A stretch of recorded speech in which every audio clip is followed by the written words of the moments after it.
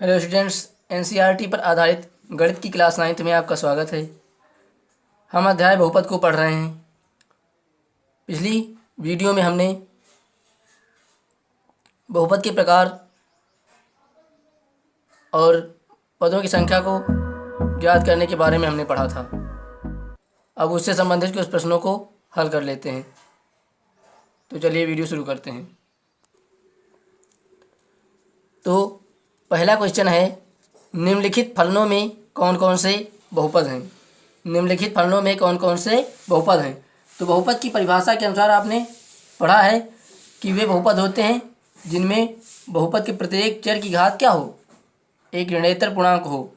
वे सभी क्या होते हैं, बहुपद होते हैं। तो चलिए पहला स्टार्ट करते हैं इस तरीके से। पहला x² + 5x + 6। अब अगर यहाँ पर देखा जाए तो x² की जो घात है वो क्या है, एक ऋणोत्तर पूर्णांक है। ऋणोत्तर पूर्णांक पिछली वीडियो में हम बता चुके हैं। तो यहाँ पर एक ऋणोत्तर पूर्णांक 2 है। इस तरीके से अगर यहाँ पर देखा जाए तो कितना है, घात इसकी 1 है, यानी एक घात लिखी नहीं जाती। इस तरीके से यहाँ पर 2 और 1 क्या है, ऋणोत्तर पूर्णांक है। इस तरीके से हमारा जो पहला होगा वो एक बहुपद होगा।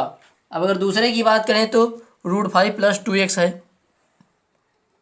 √5 + 2x, यानी अगर इसको दूसरे फॉर्म में लिखें तो क्या मिल सकता है हमें, रूट को हम 1/2 के रूप में भी लिख सकते हैं और + 2x। अगर इसको इस रूप में लिख लिया जाए तो हमें पता चलता है कि यहाँ पर जो चर x की घात जो है वो क्या हो जाती है, एक परिमेय संख्या यानी फ्रैक्शन भिन्न हो जाती है और ये बहुपद की परिभाषा के विरुद्ध हो जाता है। इस तरीके से ये जो है बहुपद नहीं है।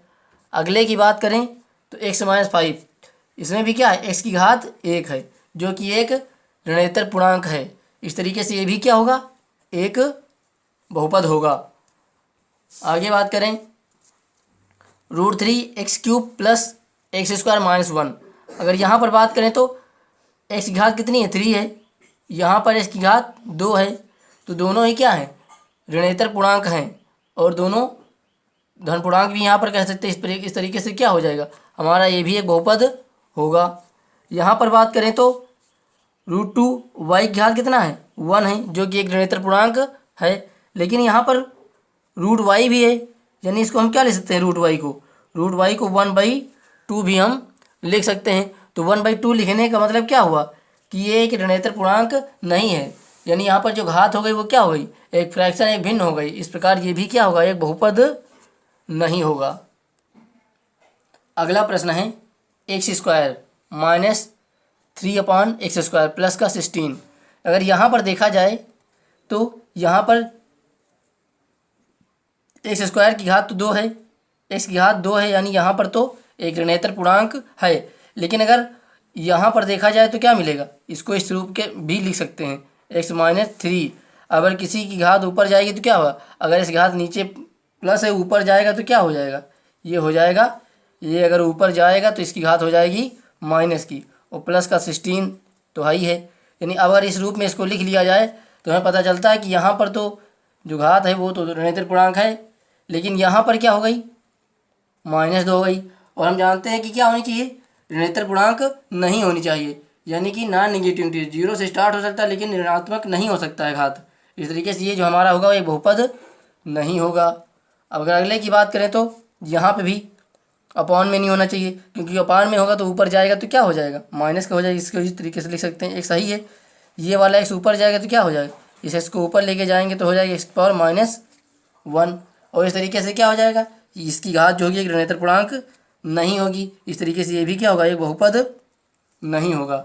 अगले की बात करें तो इसमें देखिए रूट में आ गया, रूट में मतलब 1/2 होगा। इस तरीके से ये भी क्या होगा, एक बहुपद नहीं होगा, एक बहुपद नहीं होगा। यहाँ पर बात करें तो क्या होगा, यहाँ पे भी सेम वैसे ही प्रोसेस होगा, क्योंकि यहाँ पे भी 1/, में है। इसको थोड़ा चाहें तो हम सॉल्व भी कर सकते हैं। जैसे यहाँ पे हम लिख सकते हैं a + b और एक ब्रैकेट में क्या है a - b, यानी a² - b² का यहाँ पे सूत्र बन जा रहा है। तो यहाँ पर a का स्क्वायर कितना, x² हो जाएगा, क्योंकि a की जगह पर x है और b की जगह पे 1/x² है। अब अगर ये वाला x² ऊपर जाएगा तो हो जाएगा किसका, माइनस का। माइनस का होने के बाद इसका जो घात होगी वो हो जाएगी ऋणोत्तर पूर्णांक नहीं हो जाएगी, यानी कि निगेटिव वैल्यू हो जाएगी जो घात होगी। तो ये भी क्या होगा, एक बहुपद नहीं होगा।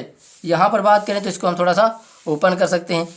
ए का स्क्वायर एक्स का स्क्वायर हो जाएगा प्लस बी का स्क्वायर 2 का स्क्वायर, यानी वो 4 हो जाएगा, और 2 इंटू क्या हो जाएगा, ए इंटू बी हो जाएगा, यानी एक्स स्क्वायर प्लस का 4 प्लस का 2 2 जा 4x। यहाँ पर देखा जाए तो ये कितना होगा, यहाँ पर भी जो घात होगी वो एक ऋणात्मक पूर्णांक है, यहाँ पे 1 हो जाएगा। तो इस तरीके से ये भी क्या होगा, एक बहुपद होगा। अगले की बात करें तो मल्टीप्लाई करने से घात बढ़ जाएगी, लेकिन कोई घात ऋणात्मक या कुछ भी नहीं होगा। इस तरीके से ये भी क्या होगा, एक बहुपद होगा। यहाँ पर देखा जाए तो घात बहुपद नहीं होगा, क्योंकि इसकी जो चर जो u है, यहाँ पर चर u मान रखा है, तो इस चर u की घात जो है 1/2 क्या है, एक भिन्न हो गई, परिमेय संख्या हो गई। इस तरीके से ये क्या होगा, एक बहुपद नहीं होगा। अगले की बात करें तो यहाँ पे देखा जाए रूट तो लगा हुआ है, लेकिन बाहर भी क्या लिखा है, 3 लिखा हुआ है, यानी कि क्यूब रूट है। क्यूब रूट है यानी कि 3 का जोड़ा बनेगा। इसके अंदर कितने का बनेगा, 3 का जोड़ा बनेगा, यानी एक्स क्यूब को क्या लिख सकते हैं, एक्स गुड़े एक्स लिख सकते हैं, माइनस का 4x और प्लस का 5। यहाँ पर सॉल्व करेंगे तो क्या आएगा, ये 3 का जोड़ा निकलेगा क्योंकि क्यूब रूट है, तो x एक बार निकल जाएगा बाहर, बचा कितना 4x प्लस का 5। अब यहाँ पर अगर सॉल्व कर लें तो माइनस का 3x प्लस का 5 हो जाएगा, x में से 4x घट जाएगा। तो अब यहाँ पर देखा जाए तो इसकी घात कितनी आई, 1, जो कि क्या है, एक ऋणात्मक पूर्णांक है। इस तरीके से ये भी क्या होगा, एक बहुपद होगा। आशा करता हूँ मेरे द्वारा बताए गए सभी सवाल आपको समझ में आ गए होंगे। अब चलते हैं अपने दूसरे क्वेश्चन पर। दूसरे में लिखा हुआ है, निम्नलिखित व्यंजकों में एक पदी, द्विपदी, त्रिपदी मालूम कीजिए। तो ये भी आप पढ़ चुके हैं परिभाषाओं में कि एक पदी कब होगा, द्विपदी कब होगा और त्रिपदी कब होगा। तो देखा जाए तो इसमें कितने हैं, एक ही पद है। 5x में कितने पद हैं, एक पद, क्योंकि गुणे से पद अलग नहीं होते। इस तरीके से क्या होगा, 5x में एक ही पद होगा। यहाँ पर देखा जाए तो एक पद और ये दूसरा पद, प्लस से दोनों ही पद अलग अलग हैं। इस तरीके से इसमें कितने होंगे, 2 पद होंगे, इसमें एक पद होगा। इसमें अगर बात करें तो यहाँ पे हमें सूत्र खोलना पड़ेगा, यानी a का स्क्वायर प्लस b का स्क्वायर प्लस 2 इंटू ए इंटू बी। अब अगर यहाँ पर देखा जाए तो कितने पद हो गए, एक पद, 2 पद और ये तीनों क्या हो गए, 2ab वाला टर्म गुणे में हो गया। इस तरीके से यहाँ पे भी हो गए 3 पद, तो यानी ये क्या कहलाएगा, त्रिपदी बहुपद कहलाएगा। यहाँ पर बात करें तो यहाँ पे भी वैसे हो जाएगा। अगर यहाँ पर भी अगर हम सूत्र खोल दें तो क्या मिलेगा, इस वाले में अगर हम सूत्र खोलेंगे तो a का स्क्वायर प्लस b का स्क्वायर प्लस 2 इंटू ए इंटू बी। तो यहाँ पर भी देखा जाए तो क्या मिलेगा हमें, 1 2 और ये गुणे में हो गए, तो यहाँ पर भी कितने हो गए, त्रिपदी बहुपद प्राप्त होगा। यहाँ पर देखा जाए तो ऑलरेडी 3 पद हैं, तीनों पद ही क्या हैं, माइनस से अलग हैं। इस तरीके से यहाँ पर भी क्या होगा, त्रिपदी बहुपद होगा। यहाँ पर बात करें -3x, तो इसमें कितना पद है, एक ही पद है। माइनस से तो कोई दिक्कत है नहीं, क्योंकि पद एक ही है, और 3 और x क्या है, गुणे में है। इस तरीके से क्या होगा, एक ही पद का निर्माण होगा। तो इसमें कितना पद हुआ, एक पद ही। अब तीसरे क्वेश्चन की ओर चलते हैं। तीसरा क्वेश्चन है, निम्नलिखित बहुपदों को मानक रूप में लिखिए। तो मानक रूप भी आप पढ़ चुके हैं कि यदि किसी बहुपद को घातों के घटते या बढ़ते क्रम में लिखें तो हम उसे बहुपदों का मानक रूप कहते हैं। उदाहरण भी आप पढ़ चुके हैं।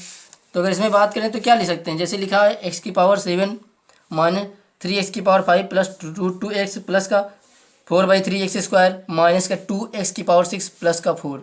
अब अगर यहाँ पर देखा जाए तो क्या लिखें, घातों के घटते क्रम में लिखो या तो बढ़ते क्रम में लिखो, तो हम इसे क्या कह सकते हैं कि ये मानक रूप में हो गया है। तो हम यहाँ पर घटते क्रम में लिखेंगे तो पहले 7 लिखेंगे, फिर क्या लिखेंगे, 6 लिखेंगे। तो देखा जाए 7 ये हो गया और 6 कहाँ पे है, 6 वाला टर्म्स यहाँ पे है। तो ये किसका है, माइनस का, ये है माइनस का 2x⁶। अब 6 वाले के बाद क्या लिखेंगे, 5 वाला, तो 5 वाला यहाँ पर है, तो ये भी माइनस का 3x⁵ हो जाएगा। फिर अगला है 5 के बाद आएगा 4 वाला, तो 4 वाला है नहीं, उसके बाद 4 वाला नहीं तो छोड़ देंगे। फिर देखेंगे 3 वाला, तो 3 वाला भी नहीं है तो उसको भी छोड़ देंगे। अब देखेंगे 2 वाला, तो 2 वाला यहाँ पर है, 2 वाला यहाँ पर तो कितना है 4/3x²। अब क्या देखेंगे, घात 2 वाले के बाद घात 1 वाला देखेंगे, तो 1 वाला कितना है, √2 × x, ये हो गया। और इसके बाद क्या बचा, अचरपद बचा। अचरपद कितना है, 4 है। इस तरीके से अब ये क्या हो गया, अवरोही क्रम में क्या हो गया, बहुपद का मानक रूप लिखा जा चुका है।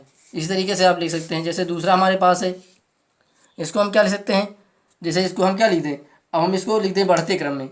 ये तो अवरोही में था, अब इस वाले को हम क्या करें, इस वाले को हम लिख देते हैं आरोही क्रम में। तो सबसे पहले क्या लेंगे, सबसे छोटी घात लिखेंगे। तो क्या होगी सबसे छोटी घात हमारे पास, छोटी घात यहाँ पर हमारे पास माइनस वाले में है, यानी माइनस का √3 100 हो गया। अब घात 1 वाला हो गया। अब लिखेंगे दूसरी वाले, तो दूसरा वाला कितना है, दूसरा वाला x²। 2 की घात के बाद देखेंगे तीसरी घात, तो तीसरी घात है नहीं तो कोई बात नहीं, तो हम जाएंगे चौथी पर। तो चौथा हमारा क्या है, 2x⁴ है। उसके बाद क्या जाएंगे पाँचवीं घात पर, तो पाँचवीं घात कितनी है, x⁵। हालांकि इसके आगे कुछ नहीं लगा क्योंकि सबसे पहले वाले पद के सामने कोई चिन्ह नहीं लगाया था। यहाँ पर क्या था, प्लस था, इसलिए हमने यहाँ पर क्या किया, प्लस लगा दिया। तो इस तरीके से क्या हो गया, ये आरोही क्रम में बहुपद का मानक रूप हो गया। इसी प्रकार अगर अगला प्रश्न देखें तो क्या मिलेगा, इसको भी हम अवरोही में लिख लेते हैं, यानी घटते क्रम में लिख लेते हैं। तो सबसे पहले क्या करेंगे, घातों के बढ़ते क्रम को लिखेंगे। तो x⁸ हो जाएगा। उसके बाद 7 वाला देखेंगे तो ये हो जाएगा 7 वाला। उसके बाद 8 7, फिर आएगा 6, तो 6 वाली घात लिख लेंगे। फिर आएगा 5, तो 5 वाली घात लिख लेंगे। फिर 4 वाली, तो 4 वाली है नहीं तो छोड़ देंगे। फिर उसके बाद 3 वाली देखेंगे तो 3 वाली भी नहीं, उसको भी छोड़ देंगे। फिर देखेंगे 2 वाली है -5x²। उसके बाद देखेंगे घात 1 वाली, तो 1 का क्या है, प्लस का x है। उसके बाद देखेंगे अचर पद है 7। इस तरीके से ये हमारा अवरोही क्रम में मानक रूप हो गया। आशा करता हूँ सारे प्रश्न आपको समझ में आ गए होंगे। अगर कोई प्रश्न समझ में नहीं आता है तो कमेंट बॉक्स में ज़रूर लिखिए, मैं उसका पुनः उत्तर दूंगा। अगर वीडियो पसंद आया हो तो लाइक कीजिए ताकि मुझे मोटिवेशन मिल सके, और अपने दोस्तों के साथ शेयर कीजिए। थैंक्स फॉर वॉचिंग, मिलते हैं नेक्स्ट वीडियो में।